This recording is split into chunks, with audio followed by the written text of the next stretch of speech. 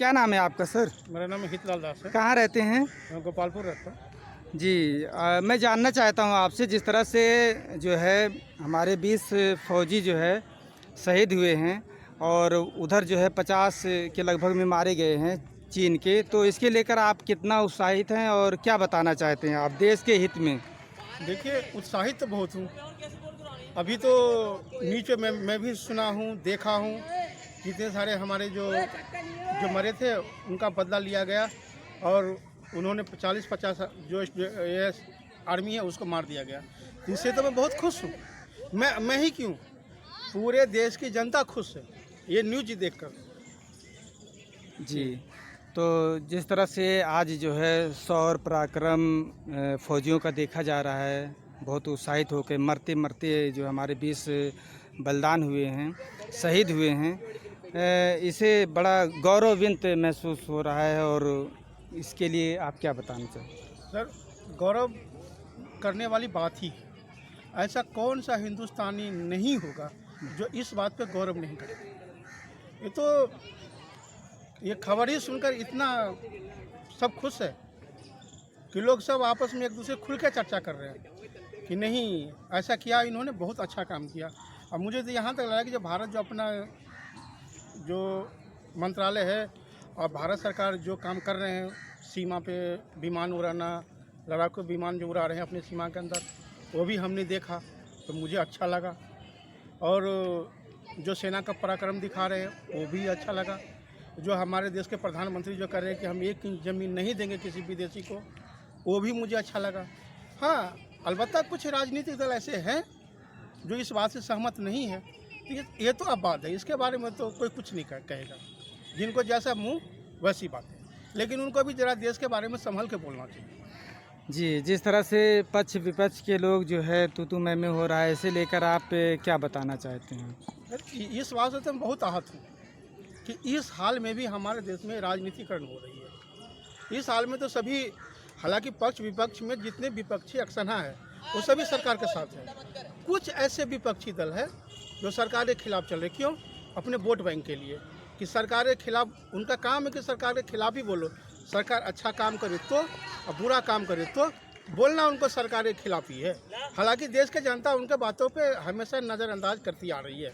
वो भी जानते हैं कि देश की जनता नज़रअंदाज कर रही है उनकी बातों को, लेकिन राजनीति में रहने के लिए उनको कुछ न कुछ तो ऐसी बयान देनी पड़ेगी जिसे वो मीडिया में छाए रहे। तो शायद यही कारण है वो विपक्ष पार्टी कुछ ऐसे हैं जो देश के खिलाफ या पीएम के खिलाफ या किसी के खिलाफ ऐसी गलत बयानबाजी कर रहे हैं। जी, चलते चलते मैं जानना चाहता हूँ, जिस तरह से प्रधानमंत्री मोदी जी जो है मिशन चालू किए हैं आत्मनिर्भरता, इससे लेकर आप कितना सजग हैं और कितना जानते हैं और क्या आप कितना लोगों को जागरूक करते हैं? सर, बात तो ऐसी है, जो प्रधानमंत्री जी ने, हमारे प्रधानमंत्री जी ने ये जो आत्मनिर्भर अभियान जो चालू किए, उनको तो 5 साल पहले कर देना चाहिए था। अगर 5 साल पहले अगर अभियान चालू होता तो हमारे देश की स्थिति और भी मजबूत हो जाती। खैर, किसी कारणवश नहीं हुआ था उस समय, लेकिन अब हुआ तो बहुत अच्छी बात है। अब मैं चाहता हूँ कि जितने भी हम सभी हिंदुस्तानी को जो चीनी सामान का बहिष्कार कर देना चाहिए। एक भी चीनी सामान हमारे देश में यूज ना हो, चाहे वो मोबाइल सिस्टम वाला हो, चाहे ऐप सिस्टम वाला हो, या कोई घरेलू सामान सिस्टम वाला हो। अब बड़ी आसानी से उस सभी को कर देना चाहिए रिजेक्ट। और देश के में जो बना हुआ चीज़ है, जो देश में, अपने ही देश में जो निर्मित है सामान है, उसका उपयोग करें तो शायद हमारा देश और मजबूत होगा। और इससे क्या होगा कि चाइना जो हमारे ही देश से कमाया हुआ पैसे और हमारे ही देश के ऊपर आँख दिखा रहा है, इस चीज़ से वो मुक्ति पालेगा और चाइना को समझ में आ जाएगा कि वो कितनी बड़ी गलती कर चुका है। जी हितलाल जी, मैं आपसे जानना चाहता हूँ, जिस तरह से चीन लगातार भारत पर जो है आंखें दिखा रहा है, इसे देखते हुए कहीं न कहीं कोरोना भी उन्होंने ही फैलाया है, चीन से ही आया है पूरे विश्व में। तो कहीं न कहीं विश्व समुदाय को जो है इसे जो है नज़रअंदाज करने के लिए, भुलवाने के लिए आज ये कदम उठा रहा है। अपने अपने चारों तरफ से जितने बॉर्डर हैं चीन के, इस तरह के कदम उठा रहा है इसे भुलाने के लिए। क्या कहना चाहते हैं? इसका 2 कारण। पहला कारण ये है कि चीन जो वुहान लैब से जो कोरोना बीमारी जो निकली थी, चीन उसमें चौतरफा घिर चुका है। अमेरिका से लेकर आज जितने भी देश है, हाँ कुछ ऐसे देश है अपवाद है जो कहते हैं कि नहीं वहाँ से ऐसी बात नहीं है, लेकिन अक्सरहा देश उसके खिलाफ हो चुके हैं और सभी देश लामबंद हो चुका है। और चीन को पहले एहसास हो चुका है कि अगर इस समय हम अपनी ताकत का एहसास नहीं कराएंगे तो शायद हमारे पड़ोसी मुल्क भी मेरा साथ छोड़ देंगे। तो इसीलिए उसने अपने छोटे छोटे देशों को अपने अंडर मिला करके और भारत के ऊपर दबाव बनाया जा रहा है कि ताकि भारत शांत रहे। अब वो उस धमकी भी दे रहे हैं, जैसे ग्लोबल टाइम में मैंने वो टीवी पे दिखाया था कि भारत को धमकी दे रहा है चीन कि अगर चीन पे हमला किया भारत तो भारत को 3 तरफ से हमला होगा, एक चीन से, एक नेपाल से, एक पाकिस्तान से। तो मैं नेपाल और व्यक्तिगत पाकिस्तान को कहना चाहता हूँ कि आप इस आग के पचड़े में न पड़े, आग से न खेले। भारत आपको तबाह कर देगा, फिर ना आप इधर के रहेंगे ना उधर के रहेंगे।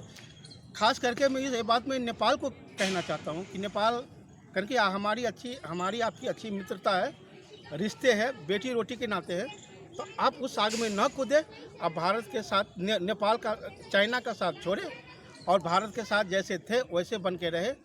इसमें ही आपकी भलाई है, नहीं तो आप कहीं का नहीं रहेंगे, न इधर का न उधर का। जैसे पाकिस्तान के ऊपर चाइना धीरे धीरे कर्ज देता जा रहा है और पाकिस्तान को ज़मीन कब्जा करते जा रहा है, पाकिस्तान उसको ज़मीन दे रहा है। श्रीलंका इतना पैसा ले चुका है कि श्रीलंका का भी कुछ ज़मीन और कुछ वोट जो है जो चाइना ने अपने नाम करवा लिया। और इसी तरह नेपाल भी अगर इसी रास्ते पर रहा तो कल को नेपाल को भी अपनी ज़मीन देकर यानी ज़मीन गंवाना पड़ सकता है चाइना का हाथों। जी, जिस तरह से तिब्बत में हुआ है कि चीन जो है रोड बनाने के बहाने आया और सब पूरा आज तिब्बत ही पूरा कब्जा लिया। जी, तो हाँ, उसी तरह नेपाल का भी होगा। तो उसका तो यही नियम है, 3 कदम चलो, 2 कदम पीछे हटो, 1 कदम अपना हट जाओ। जी, क्या चीन का विश्वास करना चाहिए? जिस तरह से चालाकीबाजी हर चीज़ पैतड़े में लोग आज पूरी दुनिया कह रही है कि चीन विश्वसनीय योग्य नहीं है। जी, देखिए चीन तो पहले ही आज से कुछ साल पहले ही विश्वासघात कर चुका है। जैसे कि हमारे देश के जो पूर्व प्रधानमंत्री जवाहरलाल नेहरू थे, उन्होंने वो खुद नहीं बनकर चीन को अस्थायी सदस्य बनाने के लिए बहुत मेहनत किया यूएन में। इसका परिणाम क्या मिला कि हिंदी चीनी भाई के चक्कर में युद्ध भी करना पड़ा। हमारे पास न उतना शौर्य था उस टाइम, न पराक्रम था, जिससे क्या हुआ, हमारी सेना हार गई, हमारी कुछ हजार एकड़ ज़मीन भी कब्जा कर लिया। तो वो तो शुरू से विश्वासघाती रहा। अगर अभी भी सरकार को समझ में ना आ रही हो तो हम समझते हैं कि भारत सरकार क्या, दुनिया के बहुत ऐसे सरकार है जी। जो अपने आप को। हितलाल जी, मैं आपकी बात काटना चाहता हूँ। हितलाल जी, 1962 में जिस तरह से चीन ने हमला किया था, घात लगाकर हमारे फौजियों को जो है शहीद कर दिया था, क्या उसे देखते हुए और आज का जो है 2020 का भारत देखते हुए कितना परिवर्तन आया, इसके लिए आप कितना विवेचना कर सकते हैं सर?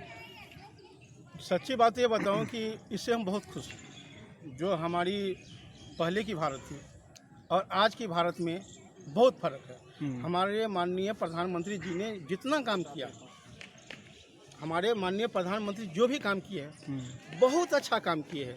और वो इतना ही नहीं, हमारे देश का गौरव सिर्फ अड़ोस पड़ोस देशों में नहीं बल्कि दुनिया के हर एक देश में उसका मान सम्मान बढ़ाया है। और इस हिसाब से आज भारत जिस प्रगति के राह पे खड़ा है वो तो काबिलिय तारीफ़ है।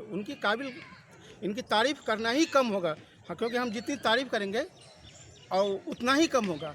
इससे क्या होता है कि हम अपने आप को गौरव महसूस कर रहे हैं कि काश ये प्रधानमंत्री पहले हुआ होता तो हमारे देश इतनी बड़ी जलालत नहीं भोगी। जी, चलते चलते आप क्या शुभकामना देना चाहते हैं? मैं शुभकामना, आज योग दिवस था, मैंने भी योग किया हूँ, तो इस योग दिवस पे भी सबको शुभकामना देता हूँ कि अगर स्वस्थ रहना है तो सिर्फ एक ही दवाई है, योगा करें।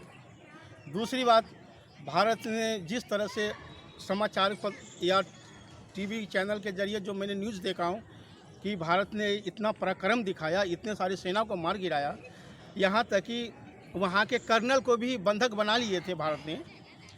इससे बड़ी क्या खुशी की बात होगी, क्या उपलब्धि हो सकती है जो हमारे देश की सरकार ने नहीं किया या हमारा सेना नहीं कर सकते हैं।